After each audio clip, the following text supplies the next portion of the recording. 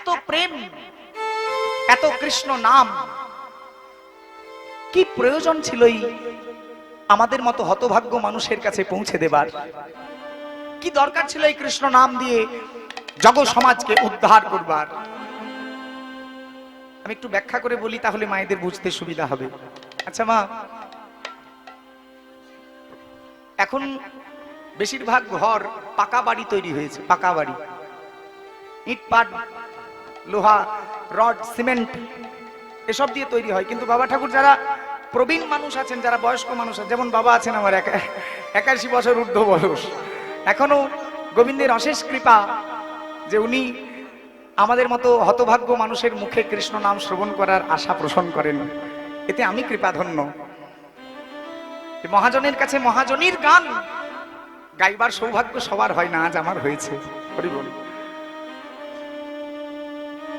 তোমাগো এই যে কৃষ্ণ নাম প্রেমবন্যা দেবার প্রয়োজন কি ছিল? আপনারা যারা বয়স্ক মানুষ তারা জানবেন, এখন পাকা বাড়ি হলেও আগে কিন্তু পাকা বাড়ি ছিল না। আগেকার মানুষ মাটির ঘরে বাস করতেন।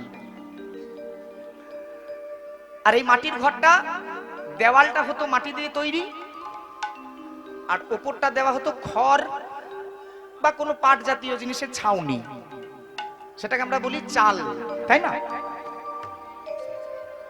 আর ওই মাটির ঘরটাকে বলা হয় এক অর্থে কুঁড়ে ঘর। তাই মাটির ঘর নির্মাণ করতে গেলে একটা চালের দরকার।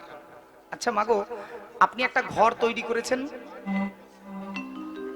দেওয়াল দিয়েছেন, দরজা জানলা সব বসিয়েছেন, কিন্তু বারুই পান নাই। বারুই মানে যিনি চাল ছোঁয়াতে জানেন, হরি বল, যে চালটাকে ছোঁয়াতে জানে তাকে বলা হয় বারুই, আমরা বীরভূমের ভাষায় বলি। আপনারা কি বলেন? আরে ছাউনিটাকে তো বলে, চালটাকে বলে ছাউনি, কিন্তু যে জনা ছাউনিটা দেয় তাকে কি বলে? মিস্ত্রি। আচ্ছা, আমরা বীরভূমের ভাষায় সেই মানুষটাকে বলি বারুই।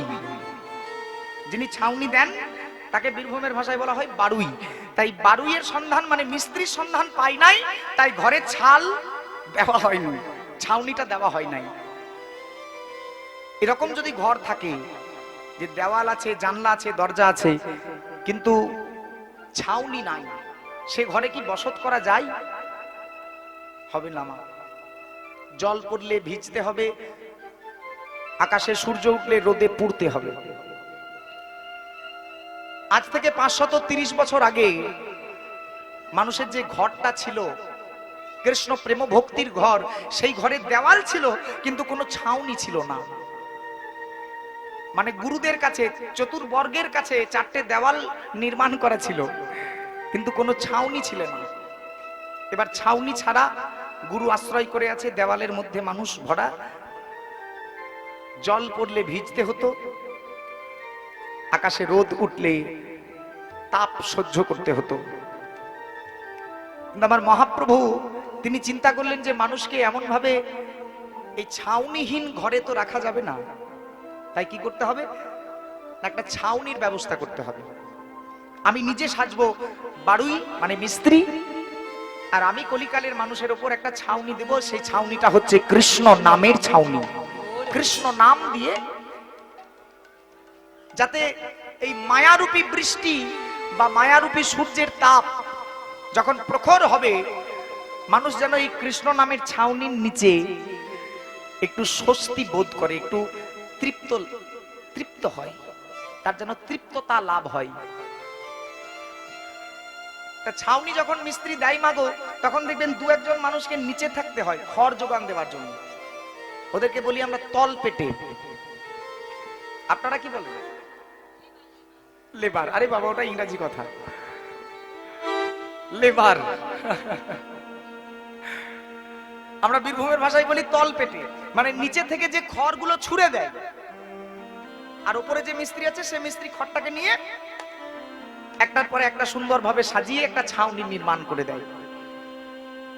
এই তল পেটে ছিলেন তদানীন্তন সময় আমার নিত্যানন্দ প্রভু, মানে মহাপ্রভুকে সাহায্য করেছেন যে ঠাকুর তুমি কলিকালের মানুষের মাথার উপর একটা কৃষ্ণ নামের ছাউনি তৈরি করো, যাতে তারা মায়াবদ্ধ জীব তারা যেন উদ্ধার পায়, তারা যেন কৃষ্ণ নামে মতি ফিরে পায়, তারা যেন কৃষ্ণ নাম গাইতে পারে। আরো গোদা বাংলায় বললে দেখবেন বর্ষাকালে কুয়ার মধ্যে বা কূপ যেটাকে বলে জল, যেখান থেকে দড়ি বালতি নামিয়ে জল তোলা হয়, কি বলি আমরা ওটাকে? কুয়া বা পাত কুয়া। বর্ষাকালে এই পাত কুয়ার ভেতরে ছোট ছোট ভেক বা ব্যাঙ জমা হয় মা। এই কুয়ার ব্যাঙগুলো কিন্তু জানে না যে কুয়াটার বাইরে এত সুবিশাল একটা জগৎ পড়ে আছে, তারা জানে না।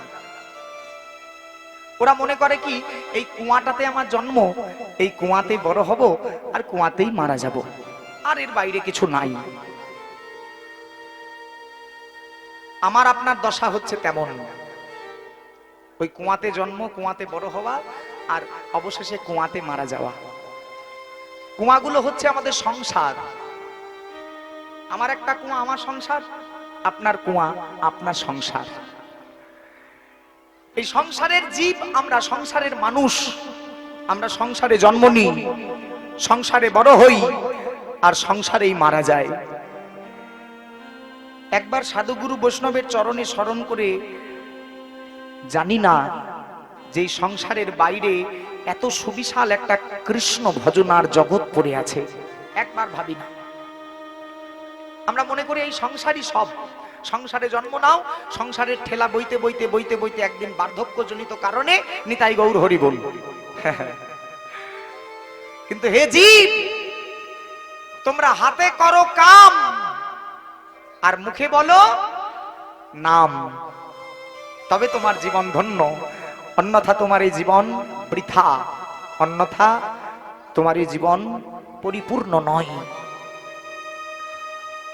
84 লক্ষ জনি ভ্রমণ করিয়া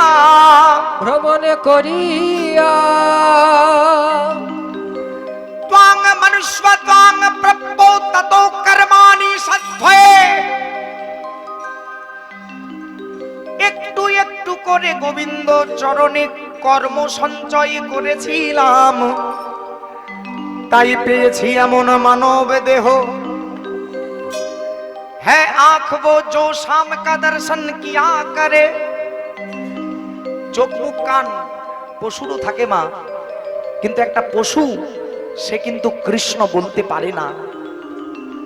84 লক্ষ জনির মধ্যে একমাত্র মানুষ পারে কৃষ্ণ বলতে। কৃষ্ণ, এই কৃষ্ণ উচ্চারণ করতে আর কেউ, আর কোন প্রাণী, একমাত্র একটা পাখি পারে। হরি বল। কি পাখি গো? হ্যাঁ, রাধে রাধে। তার মানে পক্ষী জন্মটা হচ্ছে মানুষের সমতুল্য। পক্ষীও বলতে পারে যদি সদ্গুরু শরণ পাই। রাধে রাধে। মানে যার বাড়িতে পাখিটা আছে সেই বাড়ির মালিক যদি সদ্গুরু হয়, তাহলে দেখবেন একটা পাখি যার কৃষ্ণ বলার যোগ্যতা নাই তাকে দিয়েও কৃষ্ণ বলাচ্ছে। আর আমরা যদি মানুষ কুলে জন্ম নিয়েও সদ্গুরুর শরণ না পাই, তাহলে কৃষ্ণ বলতে গিয়ে কি বলবো তার ঠিক নাই। তাই প্রথমে হচ্ছে গুরু কৃপা। আর গুরু কৃপা তখনই করবে মা যখন নিত্যানন্দ কৃপা করবে। তাই আমার বৈষ্ণব এক পাশে দাঁড়িয়ে কাঁদছেন আর কেঁদে কেঁদে বলছেন, ও মায়েরা একবার ভজ নিতাই। কাকে বললেন ভজতে? প্রথমে গৌর ভজ না, না, প্রথমে নিতাই। একবারে ভজ নিতাই, ভজ নিতাই, একবারে ভজ নিতাই, আহা ভজ নিতাই। বাংলা ভাষা বড় মধুর ভাষা। সম্পূর্ণ পৃথিবীতে কেবল দুটি জায়গায় বাংলা বহুল প্রচলিত।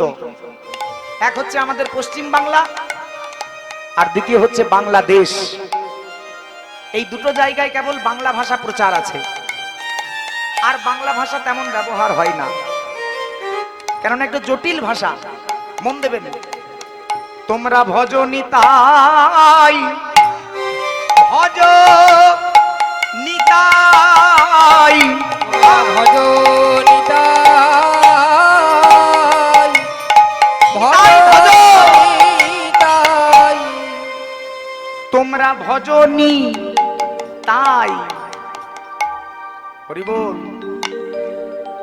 এত কালে ভজনি তাই তারে পাউনি তাই। বোঝা যাচ্ছে বাবা? মায়েরা বুঝতে পারছেন? একবার বললেন তোমরা নিতাই ভজ, এরপরে বলছেন তোমরা ভজনি। এতকাল ভজ নাই গো মা, তাই পাউনি তাই। এবারে ভজনি তাই পাবে নিতাই। তোমরা ভজ নিতাই পাও নিতাই। ওগো নিতাই পেলে আমার গৌর পাবে। ভজ নিতাই পাও নিতাই। ওগো নিতাই পেলে আমার গৌর পাবে। ভজ নিতাই পাও নিতাই। ওগো নিতাই পেলে আমার গৌর পাবে। ভজ নিতাই মায়েরা উলুধ্বনি দিয়ে ভজ নিতাই পাও নিতাই। হরি হরি বল। একবারে ভজনি তাই নিতাই গৌর রাধে শ্যাম। গৌরচন্দ্রিকায় খুব বেশি সময় না দিয়ে আমরা বৃন্দাবনে যাব। আস্বাদনের বিষয় সংকেত, অভিসার, লীলা কথা। পাইয়া বঞ্চিত কৃষ্ণদাস। কৃষ্ণদাস কেঁদে বলছেন আমি প্রাপ্ত কৃষ্ণ হারালাম। আমার জ্ঞানের অহংকারে আমি আমার কৃষ্ণ পেয়েও হারালাম। কৃষ্ণদাস কবিরাজ একজন প্রখ্যাত পণ্ডিত ছিলেন মাগো, যিনি গৌরচন্দ্রিকার এই উক্ত পদটি রচনা করেছেন। তিনি কোনো আমার আপনার মতো সাধারণ মানুষ ছিলেন না, তিনি ছিলেন একজন পরম ভক্ত, পরম পণ্ডিত। নাম ছিল তার কৃষ্ণদাস কবিরাজ। তাই কৃষ্ণদাস গোসাই এক স্থানে দাঁড়িয়ে বলছেন ফুটিল কমল বন ছুটিল ভ্রমর গণ, পাইয়া বঞ্চিত কৃষ্ণদাস। আমি আমার জ্ঞানের অহংকারে, আমি আমার পাণ্ডিত্যের অহংকারে আমার প্রাপ্ত কৃষ্ণ হারালাম, পেয়ে গোবিন্দ হারালাম। এমন যেন কারো না হয়। কৃষ্ণদাস কবিরাজ যিনি এই পদটি রচনা করেছেন বাবা, তিনি আপনাদের মতো বৈষ্ণব সমাজের জন্য একটি বড় সুন্দর গ্রন্থ উপহার দিয়ে গিয়েছেন। এই তত্ত্বটি একটু মনোযোগ দিতে হবে।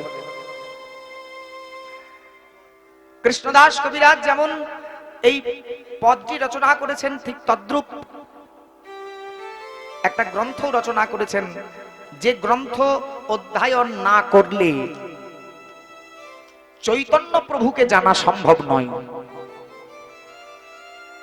শ্রীকৃষ্ণ চৈতন্য মহাপ্রভুকে যদি জানতে হয়, যদি চিনতে হয় যে মহাপ্রভু কে ছিলেন, এটা যদি জানতে হয়, তাহলে একমাত্র ভরসা কৃষ্ণদাস কবিরাজ বিরচিত চৈতন্য চরিতামৃত। আরো অনেক গ্রন্থ আছে, চৈতন্য মঙ্গল, চৈতন্য ভাগবত, রূপ গোস্বামী বিরচিত উজ্জ্বল, নীলমণি, গ্রন্থ অনেক আছে। কিন্তু কৃষ্ণদাস কবিরাজ বিরচিত চৈতন্য চরিতামৃত বড় সহজ এবং সরল ভাষায় বর্ণনা। 3টি পর্বে মহাপ্রভুর জীবনী রচনা করলেন, আদি পর্ব, মধ্য পর্ব আর অন্ত পর্ব। আদি পর্বে বর্ণনা করলেন মহাপ্রভুর জন্ম থেকে 24 বছর বয়স অবধি লীলা। মধ্য পর্বে বর্ণনা করলেন 24 বছর থেকে 36 বছর বয়স অবধি লীলা। এবং অন্ত পর্বে বর্ণনা করলেন মহাপ্রভুর 36 বছর থেকে 48 বছর বয়স অবধি জগন্নাথ ধামে গম্ভীরার দশা।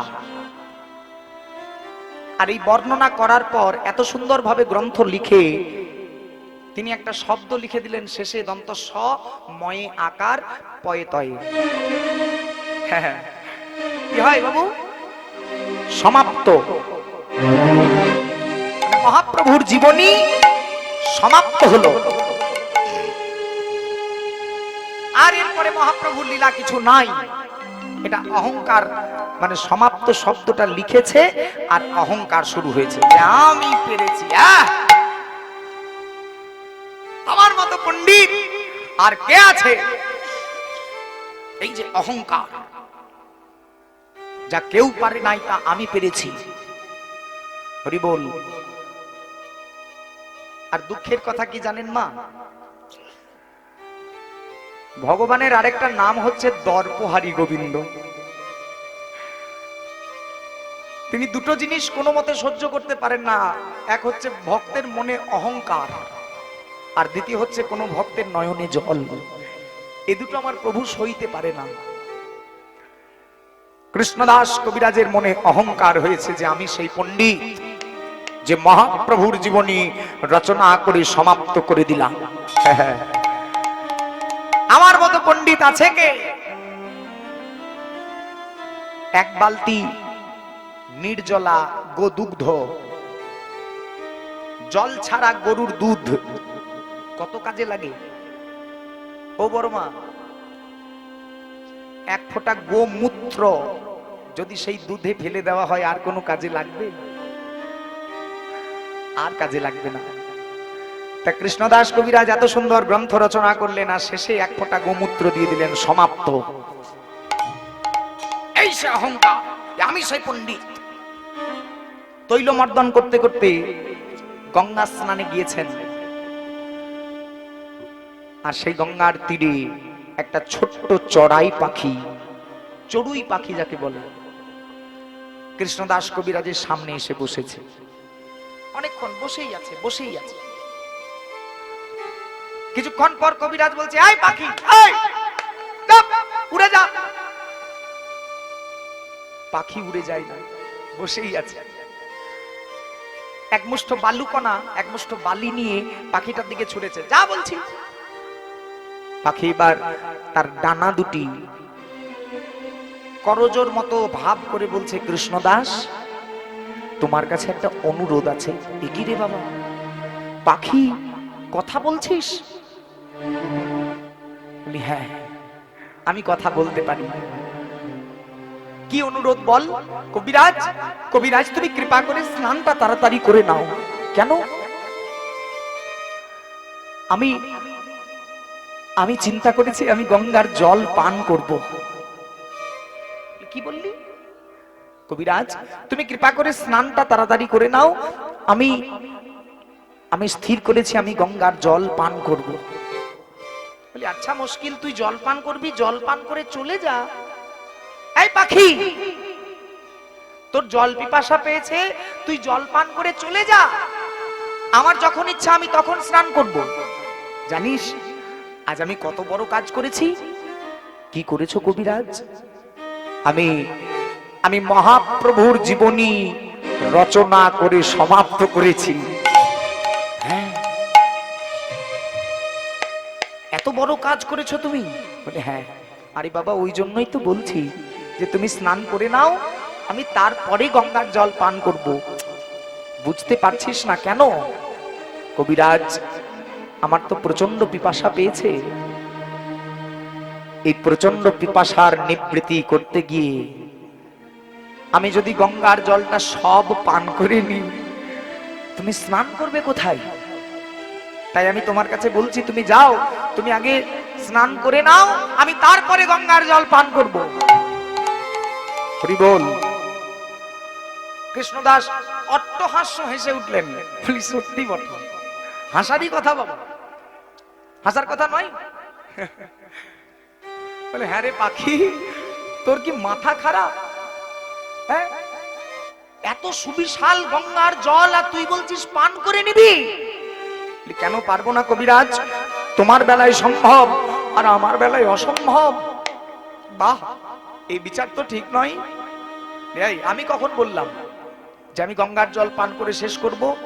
কবিরাজ, কবিরাজ, তুমি তার চাইতেও ভয়ঙ্কর কাজ করেছ। কি? যে প্রভুর লীলা বর্ণনা করে সমাপ্ত করা যায় না, তুমি তার সমাপ্তি ঘোষণা করেছ। এ পাপ, এ অন্যায়। ভেবে দেখো, ভেবে দেখো অগস্ত্য মুনির কথা। অগস্ত্য দেব এক গন্ডুসে গঙ্গা জল পান করে শেষ করে দিয়েছিলেন। ইতিহাস সাক্ষী আছে বাবা, হরি বল। অগস্ত্য দেব আরেকজন মুনি ছিলেন, নাম ছিল তার জহ্নু মুনি। ভগীরথ যখন মা গঙ্গাকে নিয়ে আসছিলেন ভাগীরথী নাম ধারণ করিয়ে, তখন জহ্নু মুনির আশ্রম ভেসে যাচ্ছিল, হরি বল। আর জহ্নু মুনি সেই গঙ্গাকে পান করে নিয়েছিলেন, আবার নিজের জঙ্ঘ বিদীর্ণ করে গঙ্গার জন্ম দিয়েছিল, তাই গঙ্গার অপর নাম হয়েছে জাহ্নবী। তাহলে যা মানুষে পারে আমি পাখি হয়ে পারতে পারি, আমি পারবো। মানুষে পেরেছে, মুনিতে পেরেছে, সাধুতে পেরেছে, আমিও পারবো। কিন্তু কবিরাজ, চতুরানন ব্রহ্মা পারে না। কবিরাজ, পঞ্চানন মহাদেব পারে না। আর তুমি সামান্য একটা নরকের কীট হয়ে আমার প্রভুর লীলা বর্ণনা করে সমাপ্ত করে দিলে। ছি ছি ছি ছি ছি। তুমি মূর্খ, তুমি পণ্ডিত নও। এক্ষুনি তোমার ভুল সংশোধন করো, নইলে বৈষ্ণব সমাজে তোমার এই গ্রন্থ স্থান পাবে না। নিতাই গৌর হরি হরি বল। কি সংশোধন? ওই সমাপ্ত শব্দটা কেটে দাও, আর প্রথমে লেখো আকাশ অনন্ত, তাতে জইছে পক্ষীগণ, যার যত শক্তি তত করে আরোহণ, হইছে প্রভুর লীলা নাহি ওর পার, জীব হতে কেবা সম্যক পারে বর্ণিবার, পারে বর্ণিবার, পারে বর্ণিবার, পারে বর্ণিবার। প্রভুর লীলা বলা যাই না গোসাই। প্রভুর তাই গৌর হরি হরি বল, হরি বল। যাই না গোসাই, প্রভুর লীলা বলা যাই না গোসাই, প্রভুর লীলা বলা যায় না গোসাই। এ যে অনন্ত প্রভুর অনন্ত লীলা, অদ্যাবতী প্রেম লীলা করেন শ্যামরাই, করেন শ্যামরাই। আর কোন কোন ভাগ্যবান লীলা দেখিবারে পাই, আরে কোন ভগবান লীলা দেখিবারে পাই, যেন সেই ভাগ্য আমার হইব, যেন সেই ভাগ্য আহায় আমার হয় গো। তোমার লীলা যেন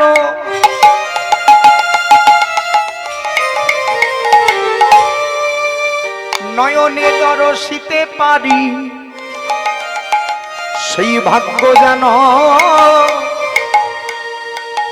আমার হইব। তোমার লীলা মায়েরা উলুধ্বনি দিয়ে হরি হরি বল। নয়নে দর্শিতে পারে, সেই ভাগ্য যেন আমার হয় গো। কোন কোন ভাগ্যবানে দেখিবারে পাই, দেখিবারে পাই। কৃষ্ণ দাস পাইয়া বঞ্চিত কৃষ্ণ দাস। ওই পাইয়া বঞ্চিত কৃষ্ণ দাস, পাইয়া বঞ্চিত কৃষ্ণ দাস। দেখি একবার সবাই মিলে নবদ্বীপ ধামে জয় দিয়ে প্রবেশ করব বৃন্দাবন, আস্বাদন করব সংকেত অভিসার। বলুন নিত্যানন্দ প্রভু কি।